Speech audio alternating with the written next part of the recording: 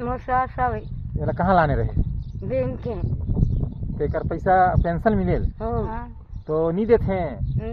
लाने पिचगोरी खेलने जाते तब देते हैं। हाँ। अब घर थोड़े दिन पहुँचाते रहे, इंसान नहीं पहुँचाता है। 500 रुपए की पेंशन के लिए 90 साल की एक बुजुर्ग महिला को अपनी ही बहू के पीठ पर बैठकर 5 किलोमीटर का सफ़र करना पड़े। और सवाल सिर्फ एक नहीं, क्या सिस्टम इतना जटिल हो गया है कि इंसानियत को भी रास्ता बदलना पड़ रहा है। अब ज़रा सोचिए, अगर यही हाल किसी मंत्री, किसी अफसर या किसी शहर के वीआईपी का होता तो क्या वो भी ऐसे चलता, या सिर्फ सिस्टम सिर्फ गरीब के लिए ही इतना भारी और धीमा है। नमस्कार दोस्तों, आप देख रहे हैं आज की एक भावुक और चौंकाने वाली रिपोर्ट। ये मामला छत्तीसगढ़ के सरगुजा जिले मैनपाट ब्लॉक के कुनिया गांव जंगलपारा से सामने आया है। ये घटना सिर्फ एक वीडियो नहीं है, बल्कि ग्रामीण भारत की असल तस्वीर है। कुनिया गांव की रहने वाली 90 वर्षीय सोनवरी को उनकी ही बहू सुखमनिया ने अपनी पीठ पर लाद कर लगभग 5 किलोमीटर दूर सेंट्रल बैंक तक पहुंचाया। रास्ता आसान नहीं था। घर से 1.5 किलोमीटर दूर एक बड़ा नाला, उसके आगे 3.5 किलोमीटर का एक जंगल और पगडंडी रास्ता। कुल मिलाकर सफर बेहद कठिन और जोखिम भरा था। वजह सिर्फ एक 500 रुपए की वृद्धावस्था पेंशन। परिवार बेहद गरीब है और कई महीनों से पेंशन अटकी हुई थी।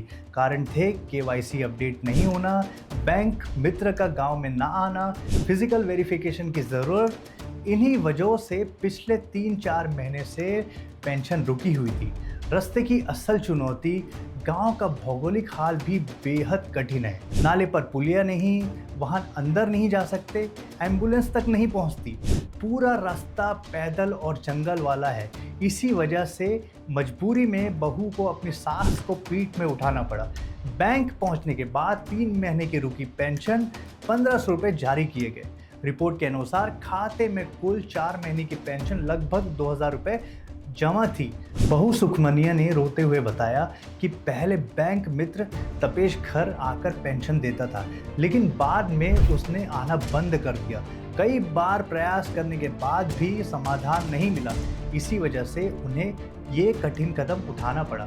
नर्मदापुर सेंट्रल बैंक के मैनेजर मिर्जा अल्ताफ बेग ने बताया कि क्षेत्र में 8 बैंक मित्र काम करते हैं। जरूरत पड़ने पर घर पर पेंशन पहुंचाई जा सकती है। परिजन सूचना दें तो बैंक मित्र भेजा जाता है। लेकिन सवाल यह है कि अगर व्यवस्था मौजूद थी तो लागू क्यों नहीं हुई। डिजिटल इंडिया पर भी बड़े सवाल उठते हैं। डिजिटल इंडिया का लक्ष्य था बैंकिंग घर तक पहुंचे, हर नागरिक को डिजिटल सुविधा मिले, कोई भी योजना से वंचित ना रहे। लेकिन जब आज भी 90 साल की बुजुर्ग को पीठ में उठाकर बैंक जाना पड़े तो सवाल उठता है, क्या डिजिटल सुविधा वास्तव में जमीन पर काम कर रही है?